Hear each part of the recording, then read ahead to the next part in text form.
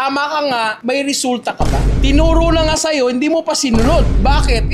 Kasi pili ko dapat ito. O, ginawa mo nga yung diskarte mo. Di mo sinunod yung tinuro. May result ba? Wala. Nga pa rin. So, ba't ka pa nandito? Tama ka ba sa excuse mo? Tama ka. Excuse mo yun. Tapos pag kinall out ka, ang dami mong bullshit. At ang dami mong, what? Para kang balat sibuyas. Alam mo yun, na-call out lang ng konti.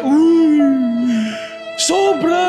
How do I know that? May mga tao, alam mo yun, na late na nga, kinall out mo. Sumagot pa. 5 minutes lang, sobra. Ang arte, late ka pa rin, te. Kois, late ka pa rin. So ito, pag pinanindigan mo to, ano yan?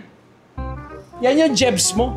Tae mo yan, tol. Huwag mong itabi. Nasubukan nyo na ba hindi mag-jeb sa isang araw? Ano pakiramdam? Mabigat, mabigat. Mabigat. Parang utot yan, hindi mo mapigilan. Lalabas at lalabas yan. Tapos in love ka dito. At dahil in love ka dito, yung potential mo, hindi maximize. Kaya yung result mo, kakapranggot. Kasi yung action mo, galing sa tae. Coach!